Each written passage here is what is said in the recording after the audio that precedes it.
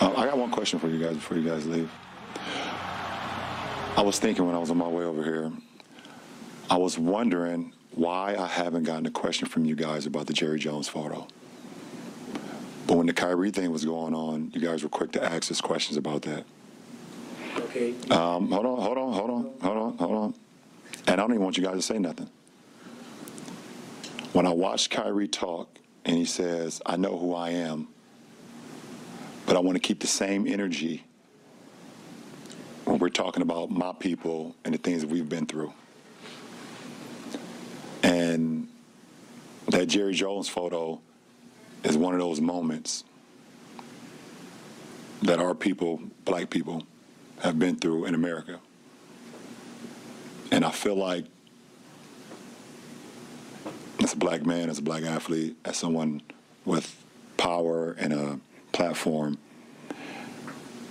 when we do something wrong or something that people don't agree with, it's on every single tabloid, every single news coverage. It's on the bottom ticker. It's asked about every single day. But it seems like to me that the whole Jerry Jones situation photo, and I know it was years and years ago and we all make mistakes, I get it. But it seemed like it's just been buried under like, oh, it happened. Okay, we just move on. And I was just kind of disappointed that I haven't received that question from you guys. Appreciate it.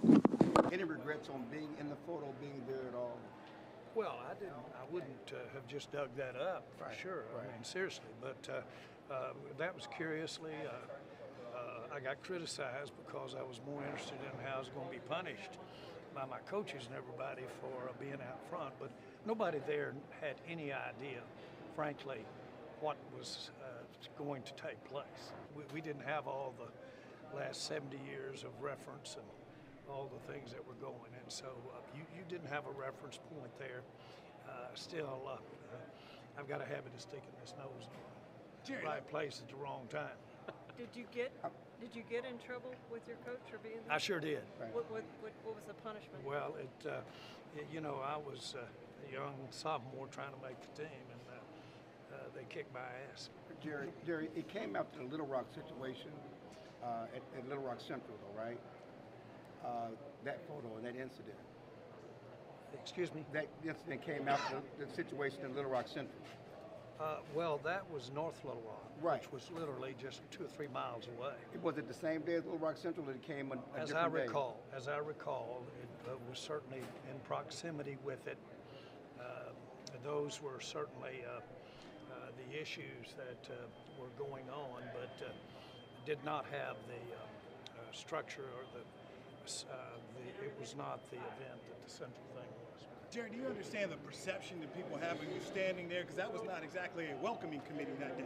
Yeah, I sure do, and I understand that. And I've just understand it. Yes. So for the people that look at that and say you were a part of that, and you're saying you were curious, and other people are saying, well, this was a crowd, basically, you know. Look.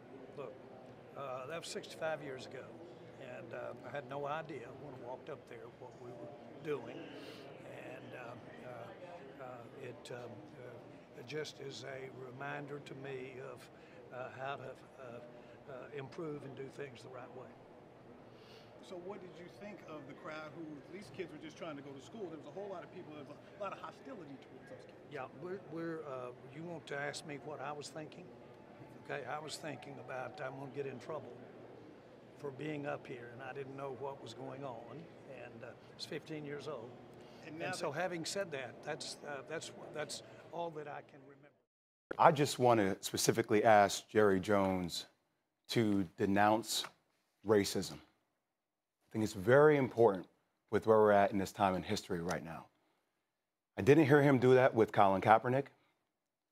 His silence was heard all over the country as related to George Floyd. And here was another opportunity where, frankly, Stephen A., I felt like his answer felt to me it was above approach. We will remember not the words of our enemies, but the silence of our friends. I don't condone the 14-year-old kid doing that. Like, I agree with you. We're on the same page, 14-year-old kid, curiosity. Yeah. But sometimes in life, there's good people and there's bad people. And what happened on his commentary when he was addressed about this, which he had multiple days to think about. The direct quote was, "I don't know that I or anybody anticipated or had a background of knowing what was involved. It was more of a curious thing." Mm-hmm. Why is Jerry Jones absolving the hundreds of people who were around him who had different intention?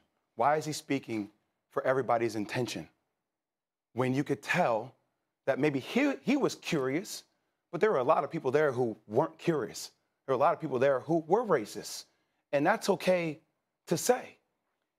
What was even more concerning for me is that when Kyrie Irving posts a pic of Hebrews to Negroes, we automatically come to the table by saying you need to denounce anti-Semitism.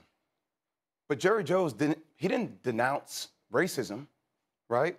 It felt like he deflected. And how come he didn't use words, Stephen A., like that moment was a grotesque time in history? Mm-hmm. It was monstrous. It was ugly. Those kids didn't deserve that. But his whole approach, Stephen A., felt like he was above that. Now, I know there are power dynamics in how this whole situation works. Kyrie Irving is an employee, Jerry Jones, an owner of a team. And I get that people are going to say, well, at the end of the day, if it doesn't affect Jerry Jones's bottom line, then he's going to stay away from that. And what I'm trying to say right now, for where we're at in this time of history, you need to choose a side. Because that moment, Jerry Jones, the 80-year-old man, reminded me of the 14-year-old kid still being curious. And you can't be curious when you're in a position of power in the NFL representing hundreds of black people that work for your organization. The players have asked you to speak up about things like this. I just felt like it was a very missed opportunity for him. Now, I'm not saying Jerry Jones is racist, but I need him to publicly address. And I'm also curious, Stephen A., what he has learned from this experience. We talk about holding people accountable, holding their feet to the fire. I'm curious about what he has learned from this entire situation, because that's what we asked of Kyrie Irving.